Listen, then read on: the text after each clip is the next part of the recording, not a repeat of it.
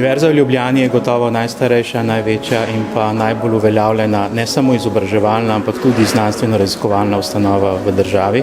Že v preteklosti je imela izredno pomembno vlogo pri razvoju slovenske družbe in prepričan sem, da se mora ta vloga nadaljevati tudi v prihodnje, mogoče še bolj intenzivno, ker če želimo biti kot država uspešni, smo uspešni lahko samo z znanjem. In seveda znanje izhaja iz univerze, univerza ga ustvarja, želimo si pa vsi, da bi to prepoznala v večji meri tudi država.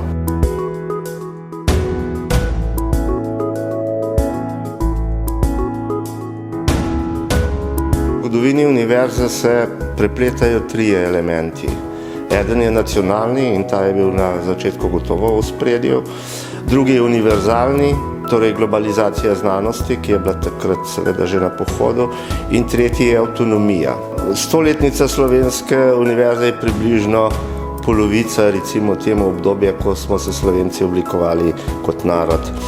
Na tem prostoru so živele številne civilizacije, od praskupnosti naprej, in tudi Slovenci so do nastanka univerze tukaj mirno preživeli brez univerze. Mislim pa, da seveda ne bi bili Slovenci in da tudi ne bi imeli države, če ta univerza ne bi bila ustanovljena.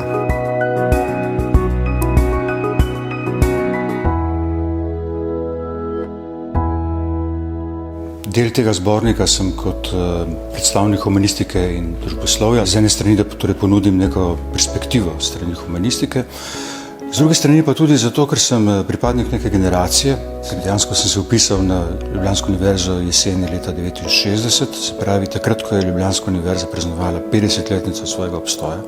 In to so bili časi študentskih revoltov in to se mi zdi pomembno.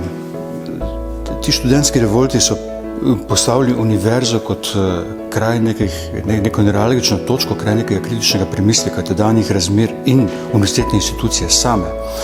In naše zahteve takrat so bile po eni strani upirjene zoper zgolj akademsko vednost, zoper slonokoščeni stolp, po drugi strani so bile upirjene zoper okostenelost institucije in po tretji strani so terjale demokratizacijo univerze, se pravi to, da bi bilo na univerzitetni študij vključeno čim več ljudi, možnosti, da je bilo dostopno vsem.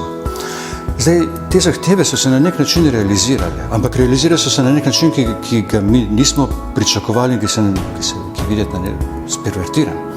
In zato je potrebno, po mojem, dobro govorim ali stališču te svoje generacije, se vrniti k tistemu izhodišču kritičnih zahtev, protestov, ki so prevevali ne samo našo univerzo, ampak evropske svetovne univerze v tistem trenutku. In tistega kritičnega duha univerze ponovno rabi.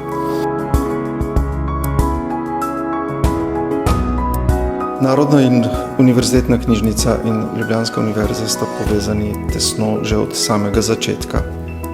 To razmerje se je potem skozi zgodovino bolj rahljalo ali pa bolj utrjevalo.